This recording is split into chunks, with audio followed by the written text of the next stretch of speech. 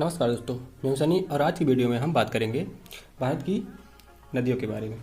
कौन सी नदी कहाँ से बहती है, कौन सी नदी का उद्गम कहाँ से होता है, आज की वीडियो में ये सब देखेंगे। तो सबसे पहले नदियों के बारे में जानने के लिए ये जान लेते हैं कि नदियों को कितने भागों में बांटा गया है। जो शायद ही जो नए स्टूडेंट हैं अब तक पढ़े होंगे वो लोग तो डायरेक्ट यही पढ़ते हैं कि सिंधु नदी कहाँ से बहती है और गंगा नदी कहाँ से निकलती है, कहाँ से बहती है। लेकिन पेपर में भी पूछा जाता है कि नदियों के प्रवाह प्रणाली को कितने रूप में बांटा गया है। मतलब जो नदी का प्रवाह है वो कितने रूपों में बांटा गया है, उसको कितने रूपों में विभाजित किया गया है। तो आपको बता दें कि नदियों का जो प्रवाह प्रणाली है उसको कुल मिला के 3 भागों में बांटा गया है। नदियों का प्रवाह प्रणाली कुल कितना है, 3 रूपों में इसको बांटा गया है। तो एक एक करके सबको हम देखेंगे। दिख रहा ना? हाँ, तो सबसे पहले देख लेते हैं क्या है। उद्गम के आधार पर प्रवाह प्रणाली। उद्गम के आधार पर प्रवाह प्रणाली। तो उद्गम के आधार पे यही होता है कि मतलब कौन सी नदी कहाँ से उद्गम होती है। तो देखते हैं। तो आपका जो ये मान लीजिए ये आपका भारत रहा, ये आपका भारत रहा। थोड़ा ख़राब बना है, मैनेज कर लीजिएगा। ऐसे वैसे भारत नहीं रहता चतुर्भुज की तरह, थोड़ा जल्दीबाजी बनाया। तो ये आपका ये रहा भारत।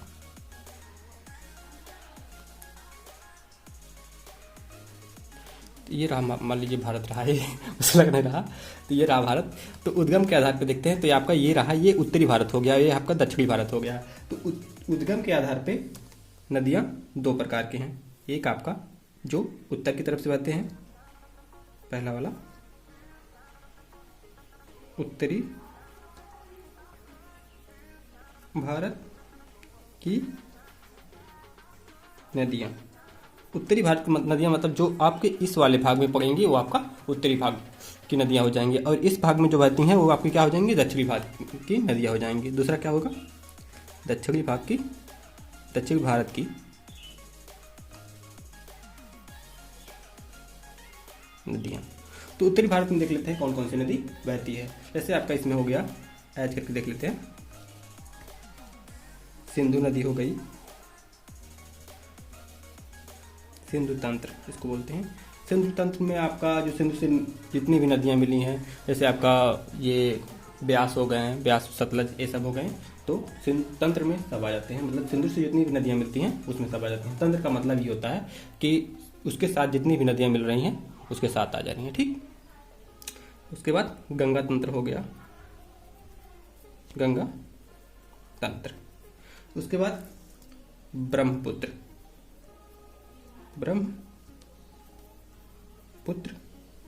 तंत्र, मतलब ब्रह्मपुत्र के साथ जितनी भी नदियाँ बहती हैं। तो आपका सिंधु देख लेते हैं। सिंधु आपका ये रहा, आपका चाइना ये रहा, ठीक, और ये आपका नेपाल रहा।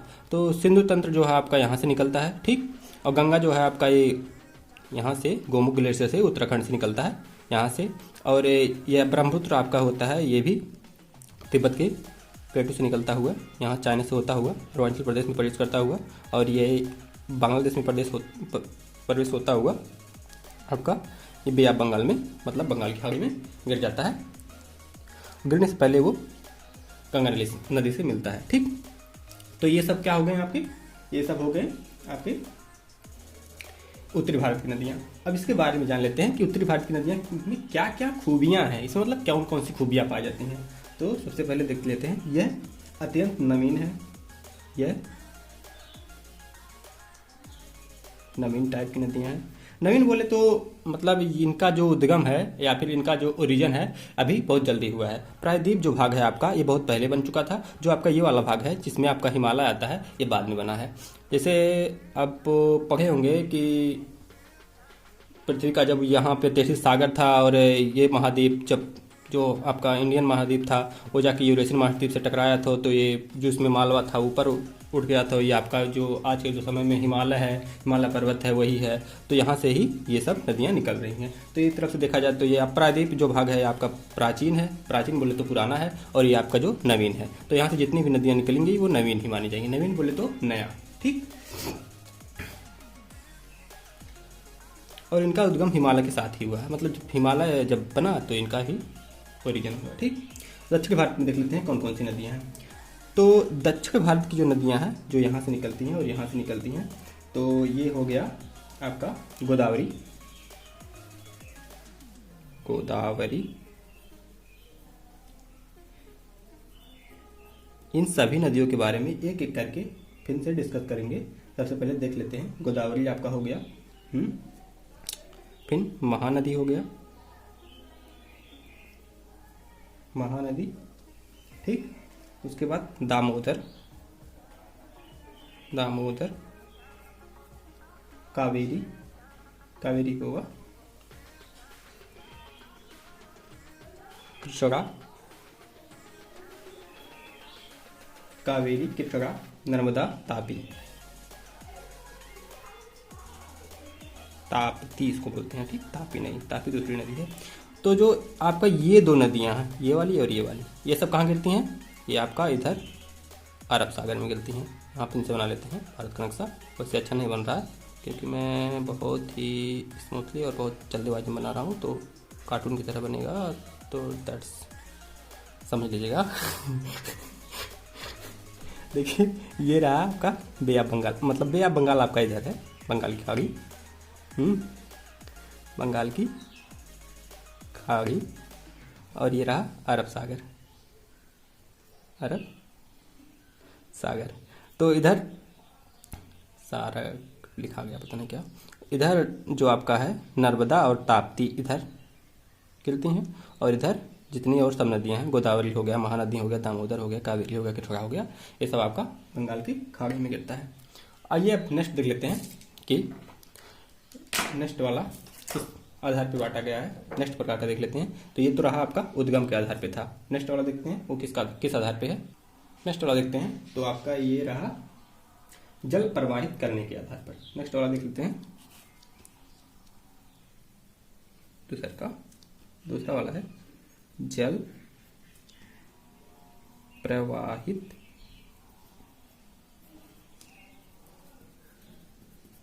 करने के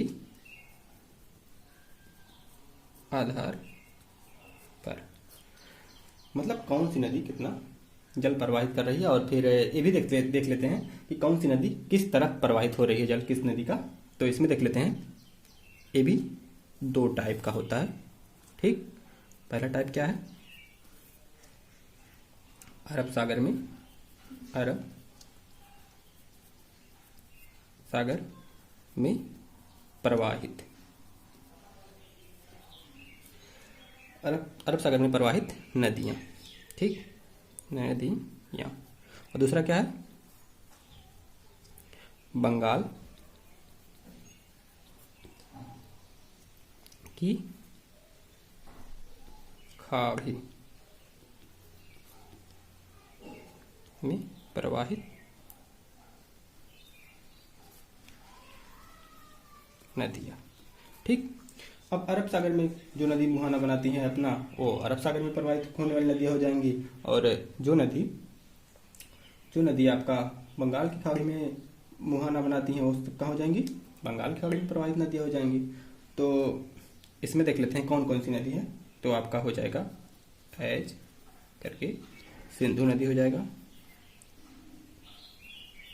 सिंधु नदी, नाम अभी शायद थोड़ा नया लग रहा होगा, तापी, तापी बोलते हैं, इसे ताप्ती बोलते हैं, ठीक। ताप्ती, तापी, नर्मदा, ये आपके कहाँ कहाँ गिरती हैं, ये आपके अरब सागर में गिरती हैं, ठीक। और जो नदियाँ बंगाल की खाड़ी में अपना मुहाना बनाती हैं, एक तरफ से कह सकते हैं जो आके उसमें गिर जाती हैं, उसे क्या कहते हैं, बंगाल की खाड़ी में प्रवाहित होने वाली नदियाँ कहेंगे उसको, ठीक। इसमें लिख लेते हैं कौन कौन सी नदी हैं।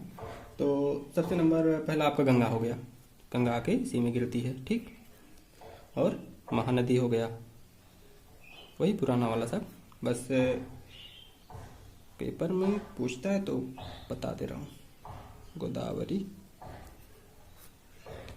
और नेक्स्ट आपका क्या हो गया, कावेरी।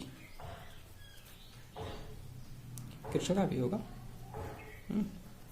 ETC कर लेंगे क्योंकि एक आदमी दिया और है छोटी मोटी। ठीक, अब ये रहा आपका जल प्रवाहित करने के आधार पर। ठीक, अभी मैप पे आपको दिखा देंगे कौन सी नदी कहाँ से है। यहाँ मैप बनाएंगे तो चिरेक टांग समझेगा पूरा खराब। ठीक, तो और आपका थर्ड वाला क्या हो गया, थर्ड वाला वैसा पूछता नहीं है लेकिन बता देता हूँ। थर्ड वाला ये रहा आपका नदी बेसिन। बेसिन समझते हैं,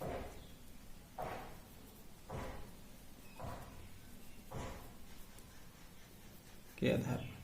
बेसिन का मतलब यही होता है कि कौन सी नदी कितना अपना साथ जो माला वाला ला के बिछाती है उसी के आधार पर। ठीक, उसी को बेसिन बोलते हैं। तो ये हो गया आपका कितने प्रकार का होता है, ये होता है आपका 3 प्रकार का। एक बृहद हो गया, दूसरा मध्यम, तीसरा लघु। तो इनका जो अपवाह क्षेत्र है, बृहद में तो लगभग 85% नदियाँ आती हैं जो बृहद क्षेत्र में बेसिन अपना बनाती हैं। ठीक, मध्यम में 7% नदियाँ अपना मध्यम में अपना अपवाह क्षेत्र फैलाती हैं। ठीक, और लघु में आपका समथिंग 8% हो गया। ठीक, ये बनाती हैं। तो आइए आप देख लेते हैं सिंधु प्रणाली, सिंधु प्रवाह प्रणाली। हाँ, तो ये रहा आपका सिंधु नदी। ये जो ऊपर वाली गई है ये रही आपका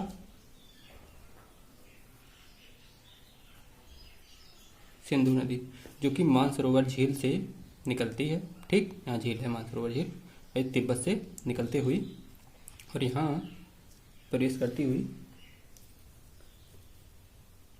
ये लद्दाख और जम्मू कश्मीर के हिस्से से होते हुए पाकिस्तान में चली जाती है। और इसकी सहायक नदियाँ कौन कौन सी हैं ये देख लेते हैं। सहायक नदियाँ इसकी आपकी ये हो गई झेलम, JH लिख दे रहा हूँ। ठीक, झेलम हो गया ये। उसके बाद ये हो गया आपका चेनाब, CS से चेनाब हो गया। ठीक, और उसके बाद रावी, R से रावी समझ लीजिएगा, जगह नहीं हो। ये ब्यास, V से ब्यास समझ लीजिएगा। और ये आपका हो गया सतलज। ठीक, ये आपकी मिलने वाली नदियाँ हो गई। उधर से भी मिलती हैं लेकिन भारत में मेनली यही पूछता है। ठीक, अपने भारत से यहाँ से ये आपका हो गया चेनाब, झेलम, चेनाब, रावी और ब्यास और ये सतलज। सतलज भी यहीं से निकलता है, राकसताल मानसरोवर झील से निकलता है सतलज भी। ठीक, राकसताल नहीं, मानसरोवर राकसताल के निकट से निकलता है। ठीक, मानसरोवर झील से। और इसकी सिंधु की लंबाई जो है, ये सिंधु है ना, सिंधु की लंबाई 2880 किलोमीटर है। ठीक, सिंधु की लंबाई 2880 किलोमीटर है। अब पेपर में मोस्टली ये पूछा जाता है कि सिंधु नदी के दाएं ओर से कौन सी नदियाँ मिलती हैं, बाएं ओर से कौन सी नदियाँ मिलती हैं। तो ये देख लेते हैं। तो मान लीजिए ये रहा आपका, दिखाई दे रहा ना, ये रहा आपका मान लो सिंधु नदी, ये सिंधु हो गया। ठीक, अब इधर आपका क्या हो गया, बायां, और इधर हो गया दायां। ठीक, मुहा अमल बोलते नहीं, ठीक है ये भी। इधर ये आपका बायां हो गया, इधर दायां हो गया। अब बाएं तरफ से कौन सी नदियाँ मिलती हैं ये देख लेते हैं। उसके बाद दाएं तरफ से कौन सी नदियाँ मिलेंगी ये देख लेंगे। ठीक, तो बाएं तरफ से कौन कौन सी नदियाँ मिलती हैं इसमें, पंजाब में पंचनद जैसे हो गया आपका सतलज,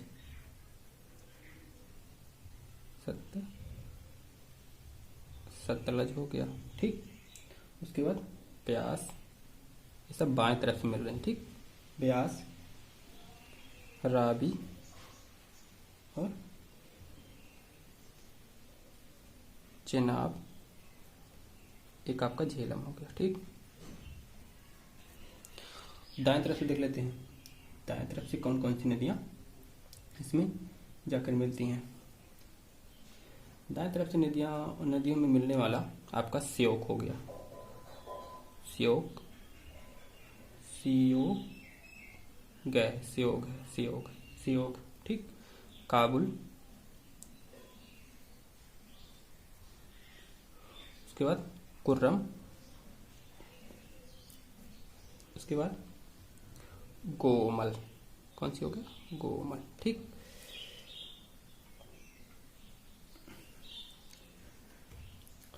इसका जो अफवाह क्षेत्र है, मतलब जितने एरिया में बहती है, तो ये मिला के कुल क्षेत्रफल इसका, जितने क्षेत्रफल को कवर करती है सिंधु नदी, वो है 11.65 लाख, ठीक। ये का क्षेत्रफल हो गया किलोमीटर स्क्वायर, ठीक। इंडिया में कितना है ये देख लेते हैं। इंडिया में आपके भारत में ये 3.21 लाख किलोमीटर स्क्वायर क्षेत्र को कवर करती है, ठीक। अब इसके बाद क्या देख लेते हैं, इसके बाद आपका देख लेते हैं वो गंगा नदी तंत्र, ठीक।